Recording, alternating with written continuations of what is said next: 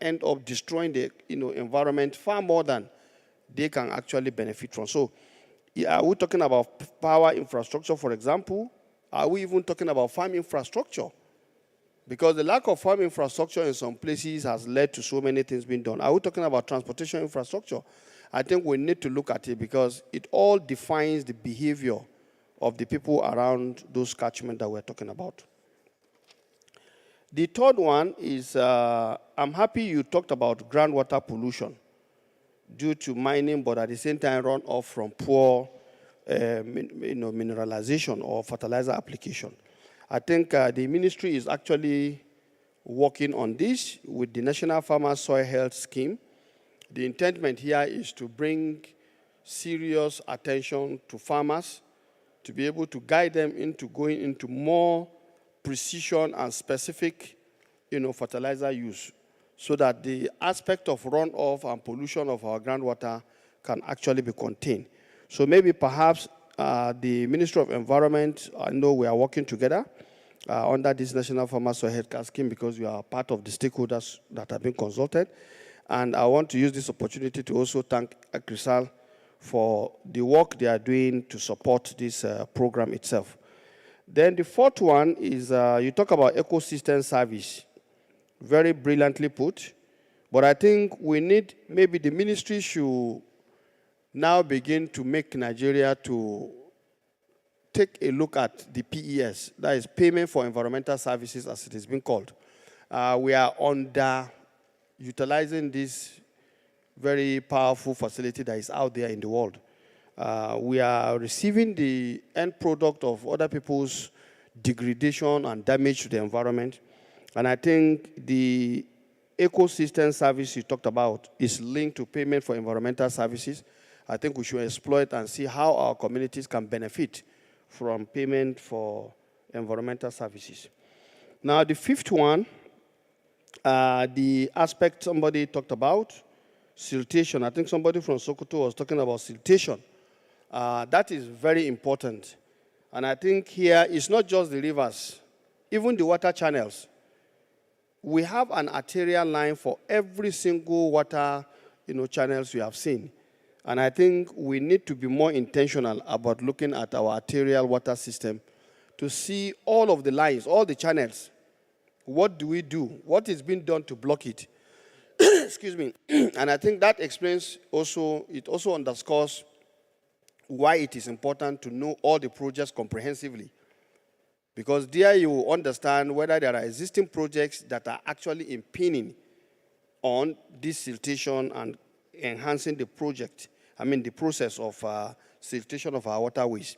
There are so many road construction projects that are not compliant to environmental impact assessment indicators. So I think we need to do more.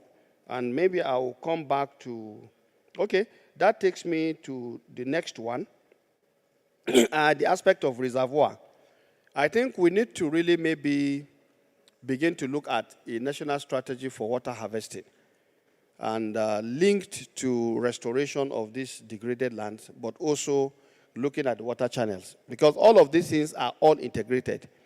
And I have seen in a travel to India how they have been able to restore a community that was full of what they call migrant workers, because they have rainfall for just about 3 months, and thereafter they have to migrate out of their communities.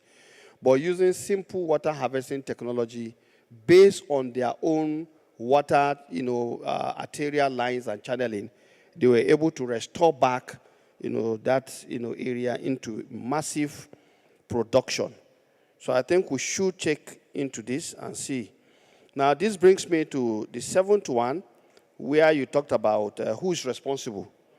I think it always speaks to one thing.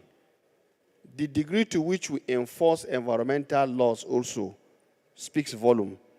And I think when you link this up to the institutional question that people raised, it showed that we need to bring in the communities more. Those who are impacted by everything being done are the community. And I think we need to bring them to take responsibility, to understand what is happening, and where necessary, empower them so that they know that if they do this, it's a win-win They are getting benefit from being empowered, but at the same time, they are saving their communities and providing a more sustainable future for their own people. The next one is the need for us in the, I think it's linked to the last one I said. I was just noting that maybe it's time to look at community natural asset management and compliance, system, so that in terms of the natural assets communities are having, it's important they are made to understand the power of that natural asset. But most importantly, certain compliance issues that we prevent them from abusing that natural asset also is key. And I think this links to empowering these communities through human capital development and institutional development at the same time. Now, in all of this, I also thought it is important that we link all of these things to One Health. Because in places where, for example, there are environmental degradation that supports stagnant water, you can link stagnant water that is not being used and nobody even goes there into a breeding ground for mosquitoes and other disease conditions, bilharziasis and so many other things, even guinea worm in some communities. So we need to find a way to link this to One Health so that at the end of the day, people will see clearly how all of these things impact on both their behavior and the end result of what they are getting because of what they are doing. I know it's not easy, but I think it's some of the issues we need to do. And all of the missed institutional linkage, for example, the water river basin development authorities, I would suggest that now if it is validated, you need to do an inception workshop, stroke roundtable. So during that inception workshop, stroke roundtable, you'll be able to bring institutions that have been paid so that by the time, because an inception workshop or roundtable is just to say we are starting. So let's now think together as we begin implementation. So that is another opportunity you can use to bring those people that you have missed in terms of consultation or engagement.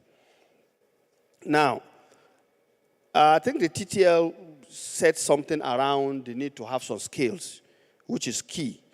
But I think what is important is that if we want to go further and given what has started, maybe it is time for us to do a zonation ourselves of this catchment.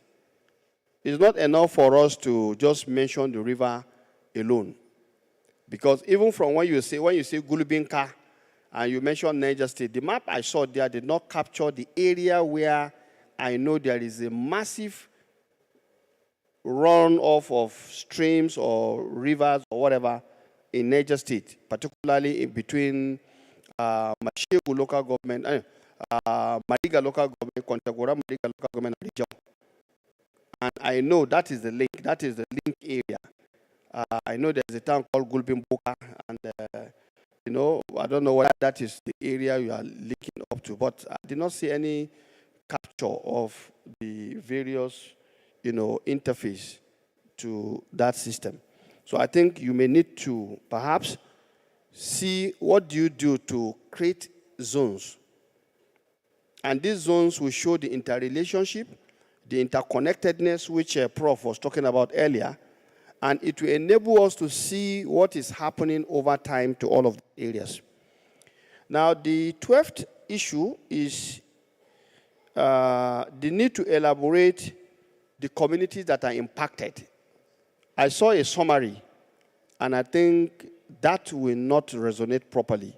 It will be better because the people living around those areas are human beings. It's not just the number or even the names of the institutions. We should look at the communities themselves.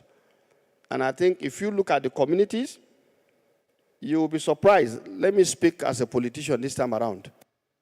When you are doing and you mention the names of communities, they feel so honored. And that alone will earn you more than 50% readiness and willingness to engage with you.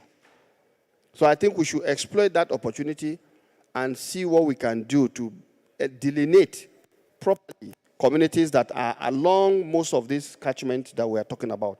So that it's not just to say this local government or one major town. Look at the various towns. They are our citizens. So, and so if we're able to show the interconnectedness between these rivers, streams, and the like, then it will also enable us to begin to look at the possibility of which arterial lines you need to really take care of, because you will see which one has more path dependency in terms of if you clear it, it will make more impact than if you just decide to go into doing anything. I think these are the few things I want to say. For the Lake Chad, I think the person who was talking about it, it's on record that this government is definitely very serious about recharging the Lake Chad. It's not something that is, within the remit of what ACReSAL can do. It's huge, it's big, it's intercontinental, if you want to look at it that way, or maybe is it multi-countries are involved. And I think the Lake Chad, Basin Commission, which, has Nigeria, Chad, Cameroon, Niger, are very serious about this issue. And I think the last event, they had a meeting in which the vice president attended in Maiduguri. And I want to believe that this is an ongoing thing. But it's good that we highlighted it to show that, yes, the absence of that very massive natural asset is allowing migration into other areas that is putting more pressure on the fragile, system that, those systems are, because they're not as big as the Lake Chad. And so the pressure is real. And I think the representative of the Minister of Water Resources is gone. He should endeavor to make it, he is from the ministry, he should endeavor to make the dam compendium available to ACReSAL so that ACReSAL can share it with most of the technical members of the federal steering committee, but also the state steering committees. I would like to say that it's important, all of these issues that have been said, I agree with the TTL earlier, to elaborate. You see, for people, if you come and blow grammar that they don't understand, they will leave you with it too. So what we need to do is, even on pictures, we need to make deliberate attempt to show concretely that something is changing. It's just like the picture by my right on this board, for example. You can see this one is blank, isn't it? The half moon have been made, but the other one, the half moon has been made and you can see green around it. When somebody sees that, for example, it is obvious to him that, yes, that thing can work. So I think we need to really begin to show proper evidence and documentation that will support those evidence. This, I believe what we had, it's a very novel idea. Okay.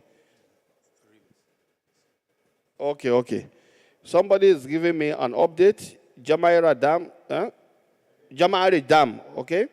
And then Gulbin Semi Rivers. I think these are issues that should be brought to the attention of the consultant. And definitely he has tried his best. And we should please give him a round of applause.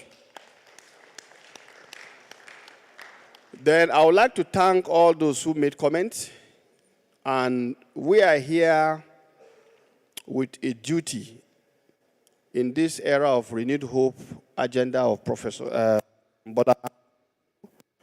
And on that note, to give our commitment that we are doing this for the benefit and interest of Nigerians. And if we pay attention to our environment as ACReSAL is wanting to do, we are convinced beyond reasonable doubt that this will begin to solve the problems that have been bedeviling or challenging these communities. It's not a problem that started now. It might be a problem that started long before some of us here are even born. because land issues are not things that happen just one day. They happen over time. And so while it is very simple to destroy, it is not easy to repair or to restore. And something that is broken, no matter how hard you try, you cannot restore it back to its original form. But attempt here to restore these degraded lands in this, period is a welcome development.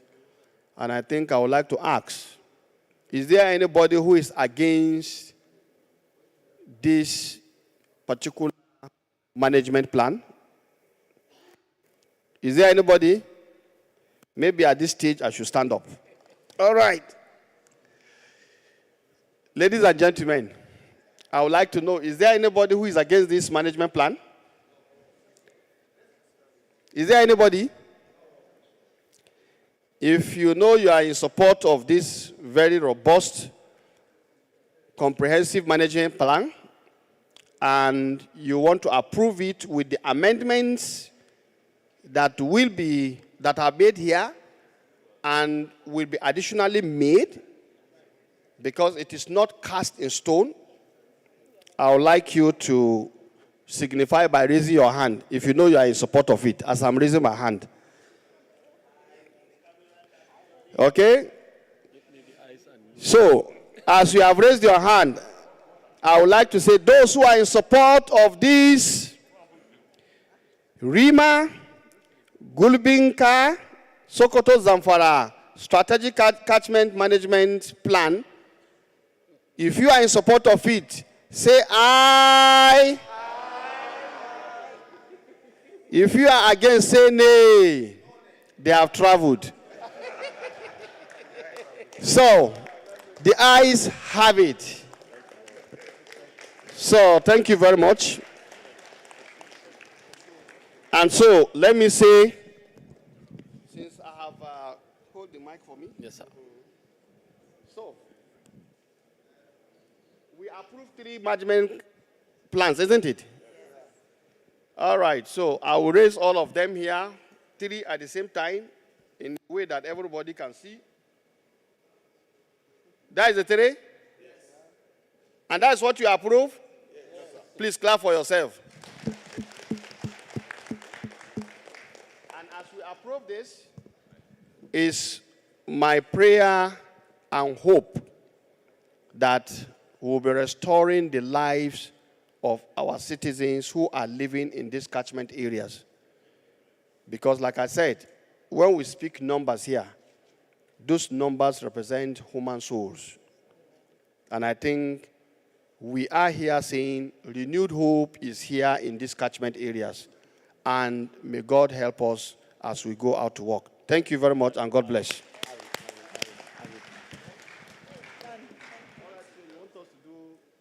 let everybody catch this side. Are we signing? There's a place. Oh, okay, hold. Different people hold. Okay.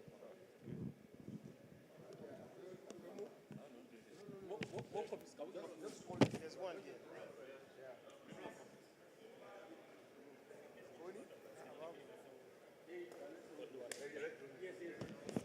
Do we have more copies?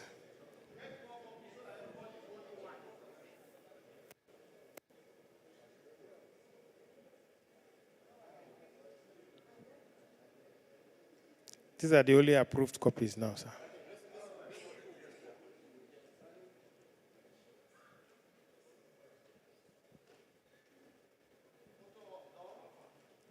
It's good to smile. Just add a smile to it.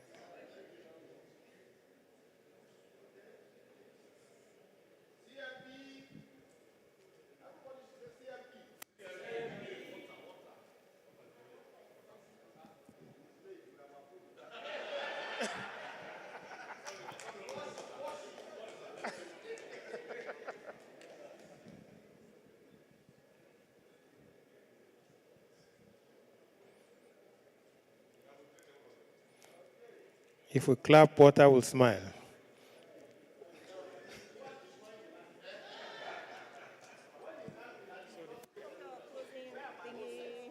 Prayer tomorrow, just based on the identification.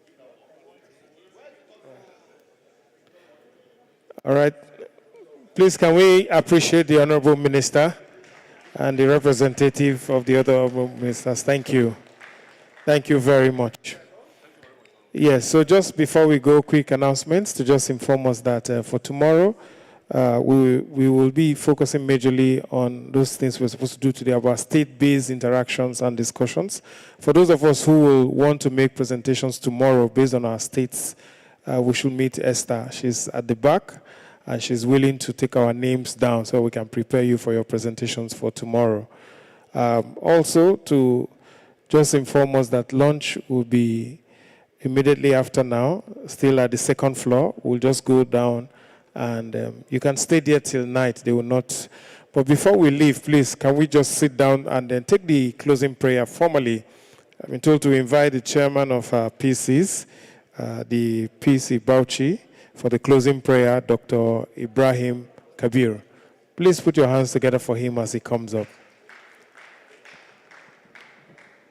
He will come and do us the honors of a closing prayer to formally move this forward. May I also specially appreciate our Royal Father, His Royal Highness, Mohammed Hayatu Burning Kebi, the Second Noma Bardung Gwandu. You're welcome, sir. Thank you.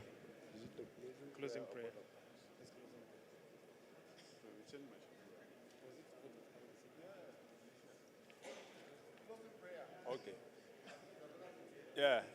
Honorable Minister, I was asking for clarification actually. Sallu ala Nabi Kareem. Allahumma salli ala Muhammad wa ala Muhammad kama sallaita ala Ibrahim wa ala ali Ibrahim innaka Hamidum Majid. Allahumma barik ala Muhammad wa ala Muhammad kama barakta ala Ibrahim wa ala ali Ibrahim innaka Hamidum Majid. Subhana rabbika rabbil izzati amma yasifun wa salamun ala al-mursalin alhamdulillahi rabbil alamin. Thank you. Thank you, sir. Thank you very much. Please, lunch is served. Honorable Minister, we appreciate you. Thank you for being a part of it, and thank you for supporting our cause. TTL, we appreciate you. Please, lunch is on the second floor. I'm sure the same way Madam Yewa will give the specifics, but just go downstairs wearing your tag. Our protocol team, please lead the Honorable Minister to where he will eat good food.